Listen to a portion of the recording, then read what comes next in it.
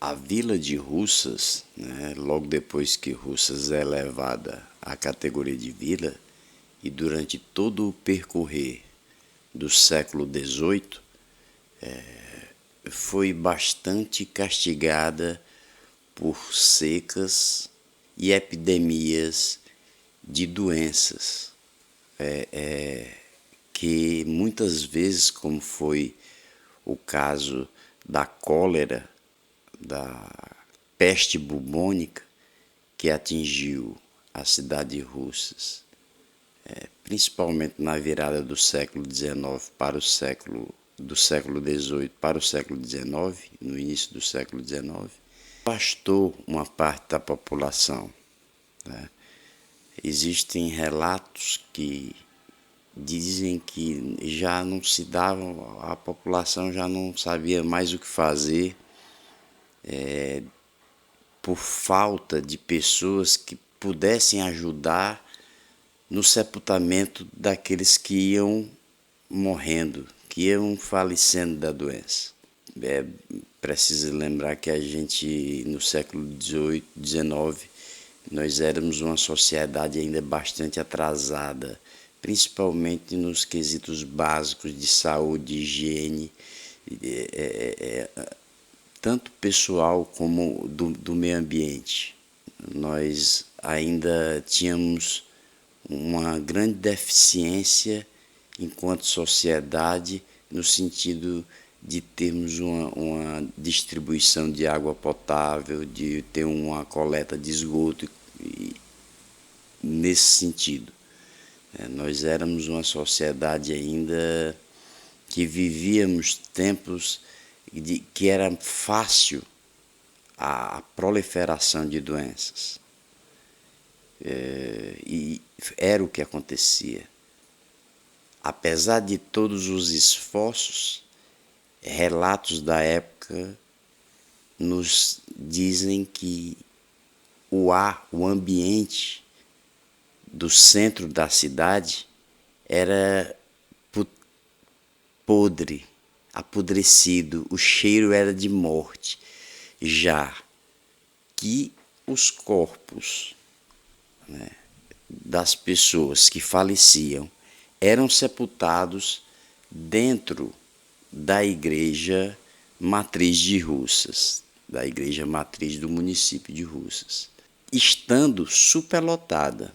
Para tentar minimizar a situação, o vigário da época constrói nos fundos da igreja, havia um cemitério, um pequeno cemitério que foi bento pelo padre, foi feito uma reza, o benzimento da terra como sendo terra santa, porque o povo ainda resistia pelo costume de não deixar, não querer que o seu parente fosse enterrado num local inapropriado, e o local apropriado nessa época era dentro das igrejas.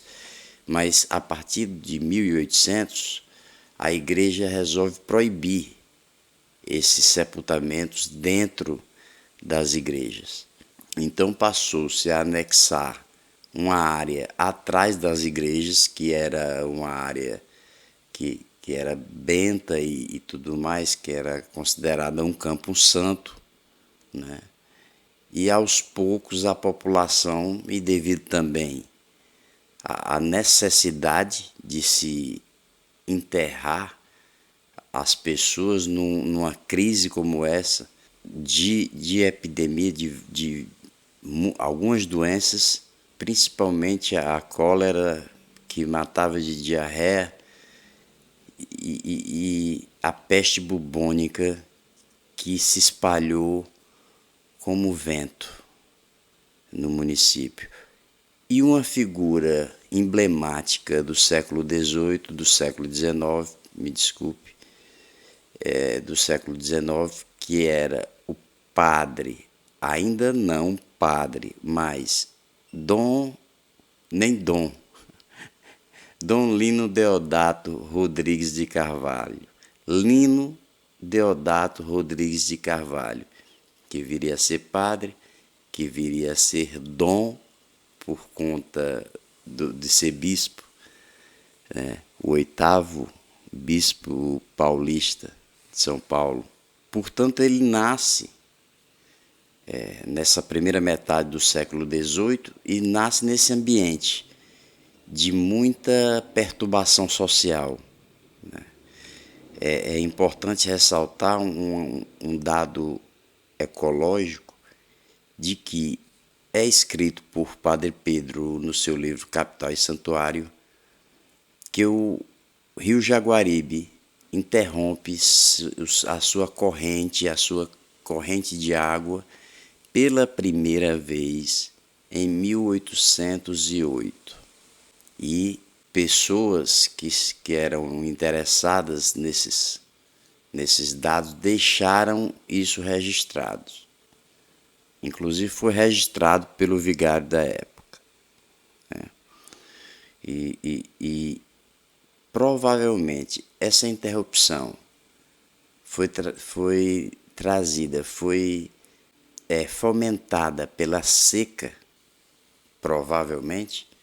Começa a haver tantas epidemias, porque tanto na seca, durante as secas e depois delas, como nas cheias, nós sempre temos epidemias de vários tipos de doenças, de viroses, ou de espalhadas pelo mosquito, ou de ordem mesmo de saúde pública, né? Algum vírus, alguma coisa. Portanto, ele nasce nesse ambiente de terror e de morte, porém nasce também num ambiente onde a fé, principalmente talvez da família, de sua família, em louvar e pedir sempre a São Sebastião a graça de livrá-los a todos das pestes.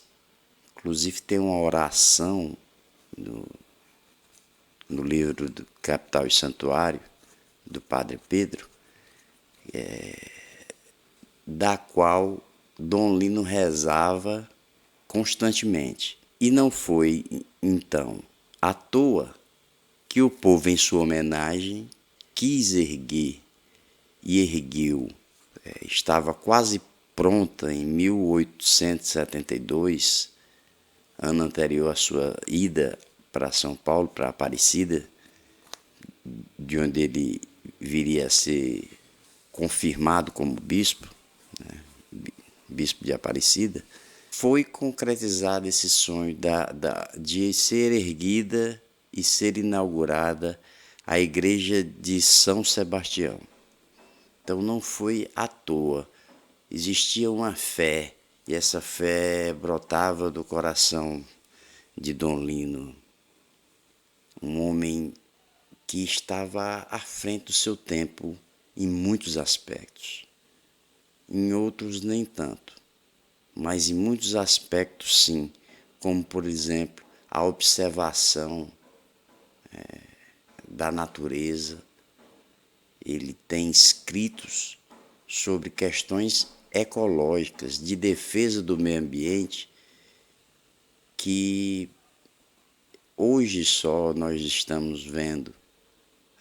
Ele fala da mata ciliar, da mata que envolve toda essa área de carnaubais, e ele pede que não seja limpa, que não seja tirada essa mata, por conta que ela é necessária para a sobrevivência das carnaúbas. Existia uma troca, uma simbiose entre aquelas plantas, o que hoje é bastante provado, né?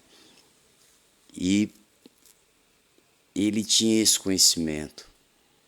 assim como tinham conhecimento de organização espacial e geográfica do município, sendo dele a primeira planta, ainda no século XIX, de como seria a praça municipal, né, os ângulos e tudo direitinho ali conforme ficou estabelecido, né, e depois as pessoas passaram a respeitar e seguiram aquele retângulo, né, que existe ali em frente da igreja, que antes de haver propriamente a praça como nós a conhecemos, um local de passeio público e tudo, ela era, na verdade, muito mais uma praça comercial. E ali haviam alguns pés de planta, algumas árvores que tinham muita sombra, frondosas, que as pessoas colocavam seus animais lá. Já tinha inclusive alguns troncos de madeira para se amarrar o animal, o cavalo, o, o animal que estivesse sendo utilizado pelo cidadão que não era cidadão ainda, porque ele era apenas um servo nesse período, e que ficava ali na praça principal. Existem inclusive cartas de reclamação e querelas públicas de fedentina devido ao volume de fezes de animais ali na praça, ali na área da praça principal, onde hoje é a Praça Monsenhor João Luiz, né? Ali ficavam uns 3 ou 4 pés, árvores frondosas que proporcionavam uma sombra maravilhosa, e tinha tina e tinha uns tonéis de água para abastecer, tanto receber os animais, como alimentá-los, se porventura o dono tivesse dinheiro para isso, né? E ele poderia deixar o animal dele lá, enquanto ia à feira negociar, comprar ou vender. Essa era a caracterização da vila, a primeira instância. O mercado velho, a primeira menção feita a ele foi no final do século XIX, em 1892 para 1893, onde se fala que é construída uma casa pública para mercado.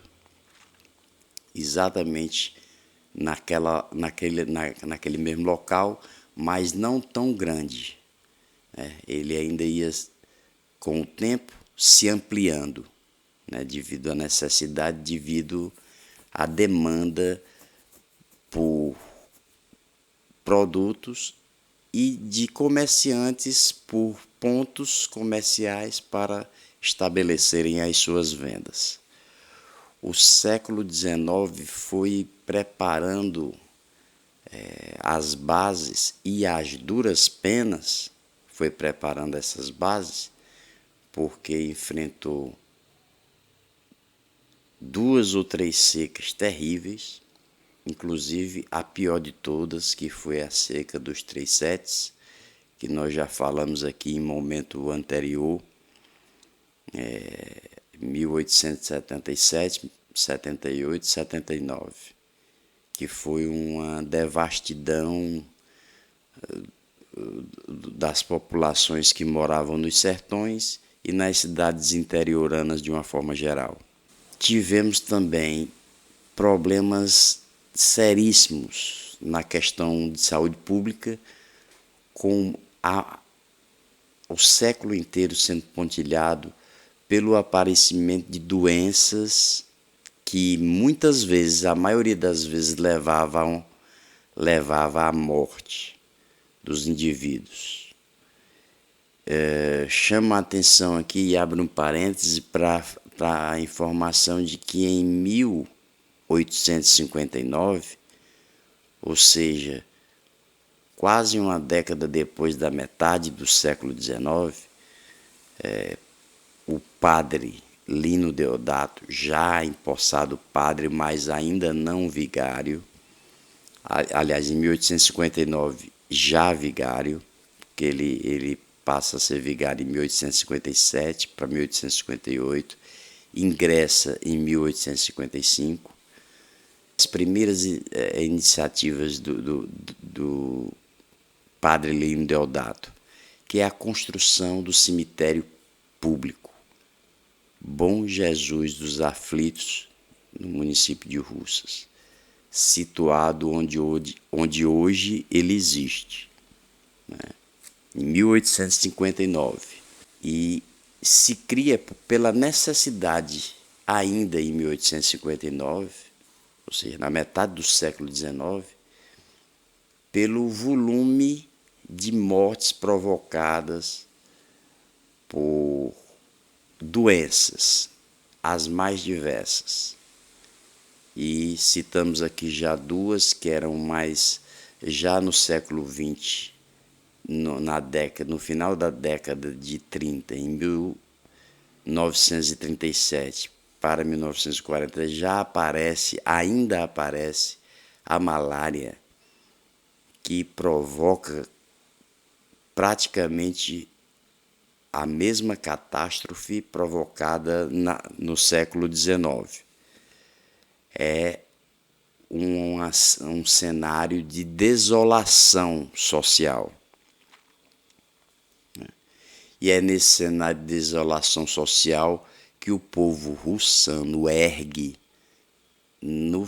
na segunda metade do século XIX a Igreja de São Sebastião, que representa uma vitória, que representa um escudo, um receptáculo da fé de que São Sebastião possa ajudar aquele povo, livrando-os da peste, das pestes, no caso, né? E chegamos então ao século XX, rodeado de novidades na área farmacêutica. Tínhamos já no final do século XIX um boticário, que era um farmacêutico, né? Normalmente um químico que produzia medicamentos e vendia para a população. E tinha outras funções, como arrancar dente também, né? Fazia parte da função dos buticões, da botica, né? Do buticão. Mas surge